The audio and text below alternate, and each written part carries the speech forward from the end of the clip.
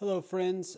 Joey here, and I am excited to dig into our reflection question for this week and the last couple chapters of Groome. I know I have a couple left, but really interested in chapters 8 and 9 in answering the question what is shared Christian praxis, and how does it affect how we think about and live out our faith? And so I just thought I would go through really quickly what helped me really get the idea of what the praxis was. And just full transparency, I know this is a really dense text and this is a little heady. And so I'm sorry in advance if I don't fully understand Groome's ideas here.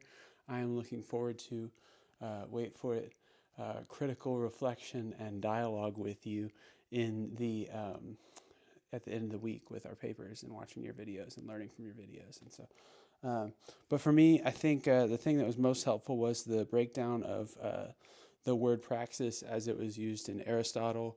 And then he used Marx later on, and he used others. But I thought the Aristotle piece was the most firm foundation for understanding what praxis was, and this way of receiving information. And so Aristotle had these three ways of receiving, or rather ways of knowing, right? And epistemology wasn't something Aristotle did by name, but he did do it in practice. And he had these three theories of epistemology: the theoria, the poiesis, and the praxis. The theoria being kind of a contemplative, non-engaged process of acquiring knowledge. It's detached. It's mostly heady. It's all ideas, but it hasn't been put to practice. This is probably where we are tempted to live as Christian people sometimes, especially in seminary in our formative years. We're thinking about these things. Poiesis is this embodied creative process of acquiring knowledge, and it's creative. It's about making things. In its fullness, it's the poet, right? And so I did kind of make a note to myself that the praxis was like the teaching, and that poiesis was the preaching.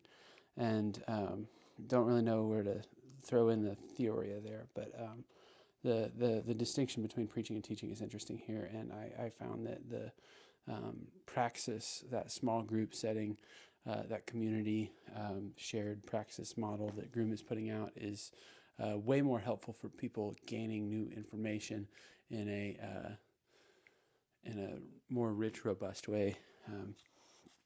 The praxis, as Groome defined it, was also purposeful, intentional, and reflectively chosen action.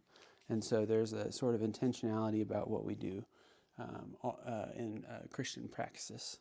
And I know we think of praxis as, the practice, but it's a little bit different. It's more than just that. I did appreciate the notion of praxis as holistic in Aristotle that Groome brought up, which is head, heart, and lifestyle. I did write down Groome's definition of shared Christian praxis.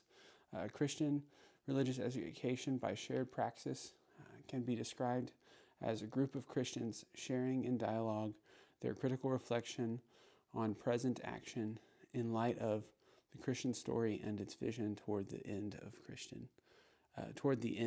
lived Christian faith. That's not the end, like it stops happening, but like the telos, the telos of the lived Christian faith. No one, reaches the fullness of the Christian faith alone, and so this has to happen in a community. That's something that really came out of that 9th chapter that I appreciated. This has to happen within the context of a group helping one another to learn, and even us as Christian educators have to be open to a process of shared learning, which we've been working on all semester. I really appreciated the notion, this is not a way of learning that is all about instruction of facts, but this is a way of learning or knowing that is rooted in action. And the action is reflection and dialogue. And those are, some of the components, the five components being present action, critical reflection, dialogue, the story, and the vision. I do appreciate the continued emphasis of the Christian story in Groome's theory, and how that informs all of the praxis itself. Upholding the Christian story, drawing it out of its place in history and bringing it into the present and making it a present something to engage with. I like that notion, and I really value the idea of allowing the dialogue and the critical reflection to shape the vision, and the vision being developed within the conversations about Christian living. And so I really I like this theory. It's hard to wear on your sleeve when you teach a class, but I think it's the foundational kind of ideas that we steep ourselves in. And I on the note of the praxis, this is my approach to upholding this material in my life as a teacher of like Sunday schools and things. And also my hope, theoretically, is that I really believe a lot of religious education is caught, not taught. It's about being exposed to ideas over and over and over again. And that's what Groome is advocating in the shared Christian praxis with the Christian story. And then that's going to help us create the Christian vision for the way that we live out the kingdom of God on earth. And I really thought that was great. I think, I'm sorry, I'm struggling to read my paper. I've got the flashlight on so you can see me on the video, and then it's like really bright and it's like making little floaties happen. I'll stop.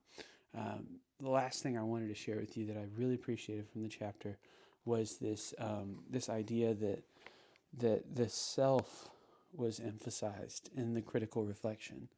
And so when we come together and we have moments of dialogue, and when we do the shared Christian praxis, when we teach one another, when we have a learning environment, a community that we're in, we're not pointing the finger at each other and telling each other what we need to learn.